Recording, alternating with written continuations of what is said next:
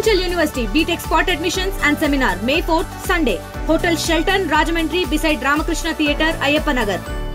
నేడు ప్రపంచ కార్మికుల దినోత్సవ సందర్భంగా ప్రధానంగా చూసుకుంటే విజయనగరం జిల్లాకు సంబంధించిన ప్రతి ఒక్క కార్మికులు కూడా ఒక పండుగ వాతావరణం నెలకొన్న పరిస్థితి కనిపించింది. ఇదే క్రమంలోనే ఈరోజు విజయనగరం జిల్లాకు సంబంధించినటువంటి కార్మికులంతా కూడా ఈరోజు సంబరాలు అంబరాన్ని నడుతున్నటువంటి పరిస్థితి అయితే కనిపిస్తుంది. ఇదే క్రమంలో మనతో పాటు ఈ సంబంధించినటువంటి కార్మికులు అయితే మనతో పాటు ఉన్నారు. వాళ్ళతో మాట్లాడి మరిన్ని వాళ్ళు తెలుసుకునే ప్రయత్నం చేద్దాం. చెప్పండి సార్, ఎలా అనిపిస్తుంది, ఏంటి ఈరోజు చూసుకుంటే ఇంత ఘనంగా నిర్వహిస్తున్నారు, ఎలా ఉంది ఏంటిది?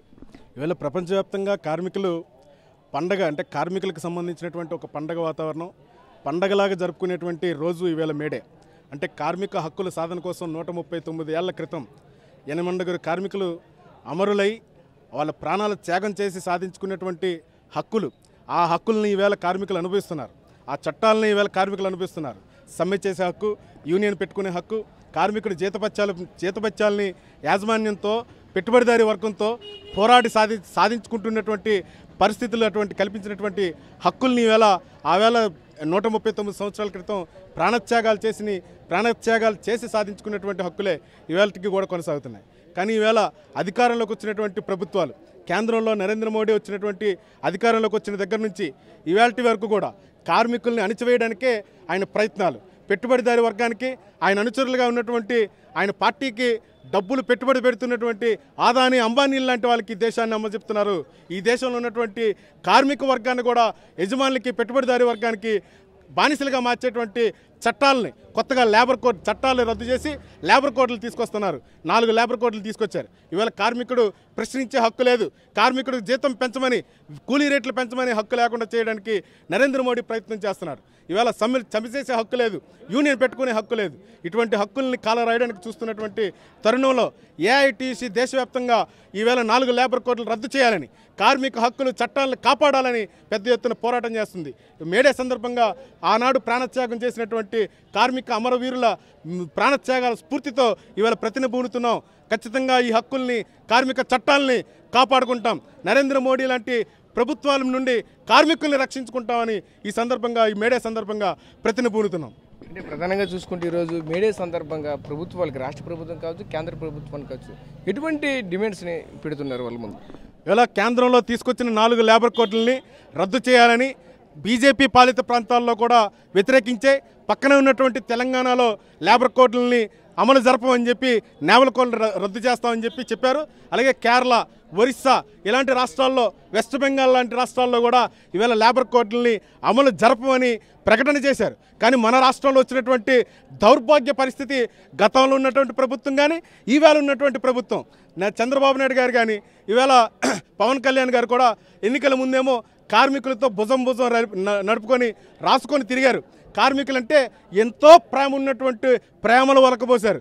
అధికారంకి వచ్చిన తర్వాత, కుర్చీ ఎక్కిన తర్వాత కార్మికుల తాలూకా కష్ట నష్టాలు మీకు అవసరం లేదు, కార్మికులు ఏమైపోయినా పర్వాలేదు, నరేంద్ర మోడీ జపం చేసుకొని ఆయన అడుగులకు మడుగులెత్తుకుంటూ బతుకుతాం అంటే కుదరని పరిస్థితి.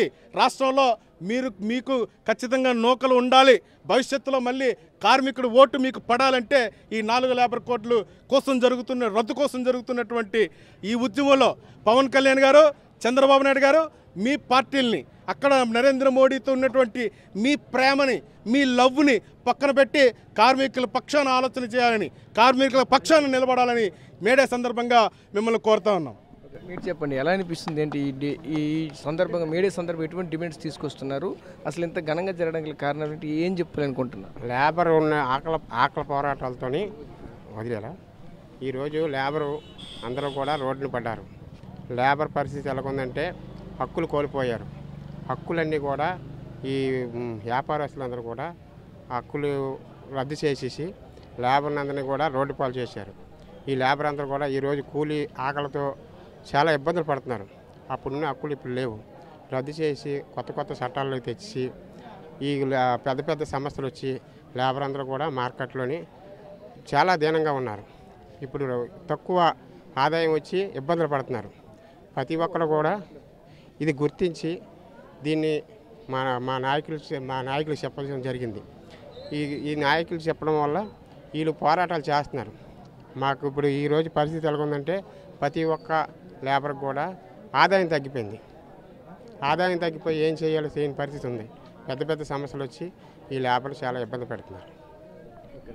మీరు చెప్పండి, ఏం చెప్పాలనుకుంటారంటే ఈరోజు మేడే సందర్భంగా మీకు ఎటువంటి డిమాండ్స్ ఉన్నాయి, మీరు ప్రభుత్వం దృష్టిలో ఏం తీసుకురావాలనుకుంటున్నారు, ప్రస్తుతం ఉన్నటువంటి కార్మిక వ్యవస్థ ఏ విధంగా నడుస్తుంది?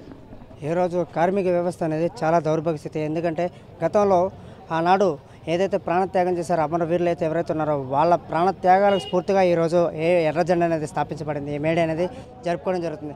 కానీ ఈరోజు కేంద్ర ప్రభుత్వం కానీ రాష్ట్ర ప్రభుత్వం కానీ కార్మికులు చిన్న చూపు చూస్తూ ఎలక్షన్లు ఏదైతే హామీ ఇచ్చారో ఆ హామీలు అమలు చేయకుండా ఈరోజు కార్మికుల జీవితాలు కాల రాస్తూ ఈరోజు ప్రభుత్వాలు పనిచేస్తున్నాయి. ఇదే విధంగా ఉంటే అయ్యే చంద్రబాబు నాయుడు గారు మీరు ఏదైతే ఎలక్షన్ టైంలో కార్మికుల ఓట్లతో గెలిచారో అదే విధంగా రేపు పొద్దున్న ఇదే విధంగా మీ పనితీరు ఉంటే రేపు పొద్దున్న కార్మికులు మీకు బుద్ధి చెప్పే విధంగా ఓట్లతో బుద్ధి చెప్పే విధంగా ఈ కార్మికులు చేస్తారని చెప్పి ఈ సందర్భంగా డిమాండ్ చేస్తూ ఇప్పటికైనా కళ్ళు తెరిచి కార్మికులకి ఏదైతే హామీలు ఇచ్చారో ఆ హామీలు అమలు చేసి కార్మికులకి, ప్రజలకి, విద్యార్థులకి, యువతకు అందరికీ కలిపి న్యాయం చేసే విధంగా మీ ప్రభుత్వ పరిపాలన ఉండాలని చెప్పి తెలియజేస్తూ సెలవు తీసుకుంటున్నాను. చూసాం కదా, ఒకటే డిమాండ్ చేస్తున్న పరిస్థితి కనిపిస్తుంది. ప్రధానంగా చూసుకుంటే మేడే సందర్భంగా అయితే మాత్రం ఈరోజు అంతా కూడా ఒక పండుగ వాతావరణం నెలకొని ఇదే క్రమంలోనే కేంద్ర రాష్ట్ర ప్రభుత్వాలు ఏదైతే తీసుకొచ్చినటువంటి కొత్త చట్టాలు అయితే మాత్రం వ్యతిరేకంగా ఇవన్నింటిని కూడా రద్దు చేయాలని చెప్పుకొస్తున్న పరిస్థితి కనిపిస్తుంది. ఏదైతే ఎన్నికల టైంలో ఇచ్చినటువంటి హామీలు అయితే మాత్రం ఖచ్చితంగా అమలు చేసి తీరుతూనే ఉంటే, లేదంటే వచ్చే ఎలక్షన్లో మీ భర్తం పడదాం అంటూ కూడా మరొక వైపు తీర్చేస్తున్న పరిస్థితి కనిపిస్తుంది. రాజేష్ RTV విజయనగరం నుంచి. మరిన్ని వీడియోస్ కోసం ఛానల్ ని సబ్స్క్రైబ్ చేయండి. లేటెస్ట్ అప్డేట్స్ కోసం వాట్సాప్ ఛానల్ ని ఫాలో అవ్వండి. ఆ లింక్ డిస్క్రిప్షన్ లో ఉంది.